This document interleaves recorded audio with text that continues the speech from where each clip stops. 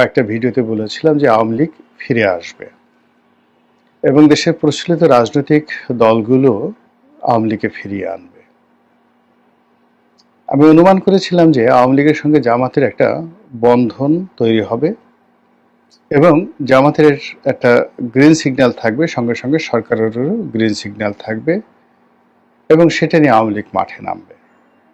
অন্যদিকে জামাত বিরোধী যে ইসলামী সংগঠনগুলো তারা বিএনপির সঙ্গে থাকবে এবং হাড্ডাহাড্ডি লড়াই হবে রাজনীতির ময়দানে। এখন পুরো বিষয়টা এলোমেলো হয়ে গেছে। এক পক্ষ মনে করছে যে জামাতের সঙ্গে আওয়ামী লীগের সম্পর্ক তলে তলে হয়ে গেছে, আর অপর পক্ষ মনে করছে যে বিএনপি মূলত ভারতের পরামর্শে আওয়ামী লীগকে একটা ওয়াক ওভার দিচ্ছে বা আওয়ামী লীগকে একটা সুযোগ করে দিচ্ছে। ঘটনা যাই হোক না কেন সেটি নিয়ে আরেকটু পরে আলোচনা করব, কিন্তু ইতিমধ্যে যে লক্ষণগুলো আমরা দেখতে পাচ্ছি সেই লক্ষণগুলো নিয়ে কিছু কথা বলা আবশ্যক। প্রথম লক্ষণ হলো ঢাকার রাস্তায় আওয়ামী লীগের ঝটিকা মিছিল, একাধিক ঝটিকা মিছিল। গোপালগঞ্জে বঙ্গবন্ধুর মাজারকে কেন্দ্র করে সেখানে বিপুল সংখ্যক নেতাকর্মীর শপথ গ্রহণ এবং পুরো গোপালগঞ্জ জেলা সেই আওয়ামী লীগের পতনের পর থেকেই ব্যতিক্রমী আচরণ করছে। সারা বাংলাদেশে একরকম আর গোপালগঞ্জের দৃশ্য আরেক রকম।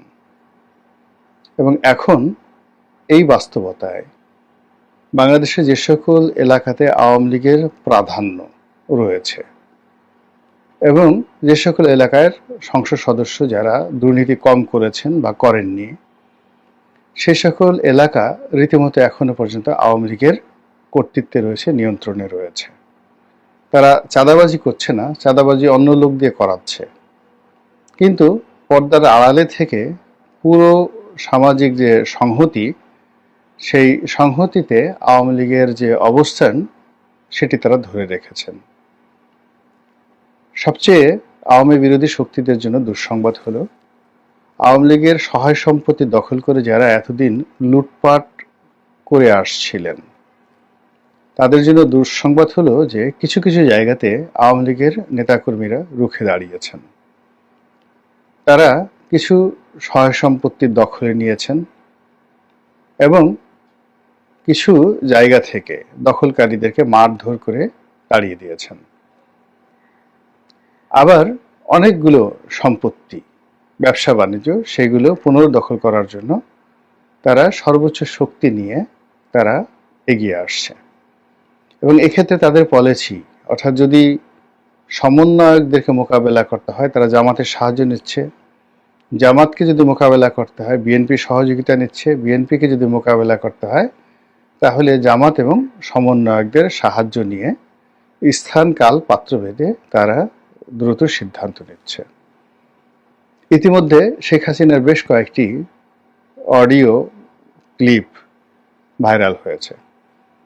তিনি যেভাবে কথা বলতেন আগে, এই আসছি কাল আসছি এটা করবো ওটা করবো, সেগুলো না বলে অত্যন্ত দৃঢ়তার সঙ্গে বলেছেন যে এখন থেকে আর কোনো ছাড় নয়। যদি ডান গালে কেউ একটি থাপ্পড় মারে, বাম গাল এগিয়ে না দিয়ে যেভাবে থাপ্পড় দিয়েছে ওইভাবে সজোরে প্রতিপক্ষের গালে থাপ্পড় মারতে হবে। এখন এই থাপ্পড় কিভাবে মারবে সেটা ওই স্থানীয় আওয়ামী লীগ নেতাকর্মীদের দায়িত্ব এবং কর্তব্য। নির্যাতিত হয়ে কান্নাকাটি করা যাবে না, নির্যাতিত হয়ে পালিয়ে যাওয়া যাবে না এবং নির্যাতিত হয়ে কোনো অবস্থাতে পিছু টান দেওয়া যাবে না, রুখে দাঁড়াতে হবে। এখন শেখ হাসিনা সেই কথা বলার পর মাঠের যে রাজনীতি সেই রাজনীতিতে কিছুটা হলেও গুণগত পরিবর্তন এসেছে। আমরা দেখেছি যে সাবেক পররাষ্ট্রমন্ত্রী প্লাস সাবেক তথ্যমন্ত্রী ডক্টর হাসান মাহমুদ, যিনি খুবই আলোচিত ছিলেন, খুবই সমালোচিত ছিলেন তার জমানাতে, সেই মানুষটির গ্রামের বাড়ি চট্টগ্রামের, তাদের যে গ্রামের বাড়ি সেই গ্রামের বাড়ি বেদখল হয়েছিল এবং তিনি প্রবাসে আছেন, সুইডেনে আছেন, এটা আমরা সবাই জানি।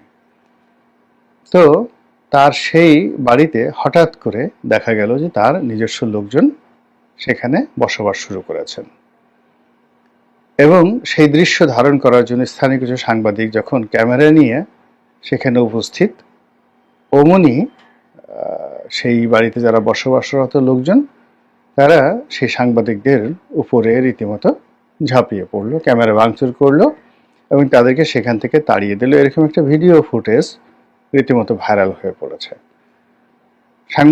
স্থানীয় সাংবাদিকরা চিৎকার করে বলছিলেন যে পুলিশ তাদেরকে কোনো সহযোগিতা করেনি, বরং দাঁড়িয়ে দাঁড়িয়ে তারা তামসা দেখছিল।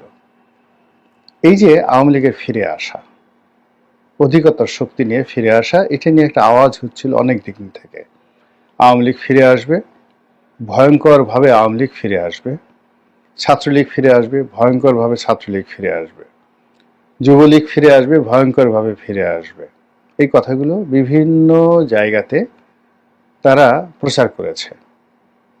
কখনো কখনো যে কোনো রেল স্টেশন, কখনো কখনো কোনো মসজিদ, কোনো সরকারি দপ্তর, এমনকি ব্যাংক বিমার যে অফিসগুলোর যে সাইনবোর্ড থাকে, সেই সাইনবোর্ডে, ডিজিটাল সাইনবোর্ডে হঠাৎ করে এই শব্দগুলো ভেসে উঠত।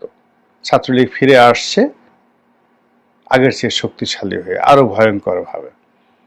এখন তার কিছু নমুনা এই সাম্প্রতিক সময় দেখা দিয়েছে। কারণটা কি? এই কারণের পেছনে আপনি 100টি কারণ বলতে পারবেন। প্রথম কারণ হিসেবে বলা যেতে পারে বর্তমান অন্তর্বর্তীকালীন সরকারের যে ব্যর্থতা, এটি ক্রমশ মানুষের সহ্যের সীমা ছাড়িয়ে যাচ্ছে।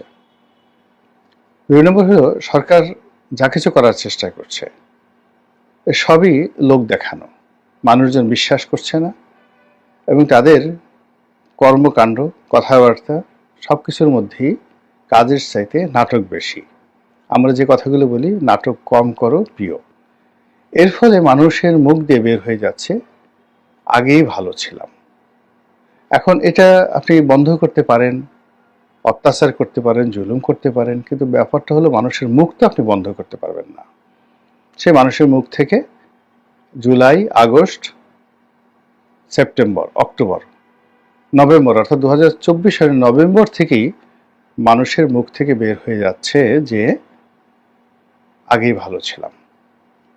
2 নম্বর হলো কিছু অদ্ভুত অদ্ভুত শব্দ, যেমন পদ্মা সেতু দিয়ে চলতে গেলে, মেট্রো রেল দিয়ে চলতে গেলে, তারপর এক্সপ্রেসওয়ে দিয়ে চলতে গেলে শুধু বারবার মনে হয় এত কৃতজ্ঞ বা অকৃতজ্ঞ মানুষ হতে পারে, এত বেঈমান হতে পারে কেউ।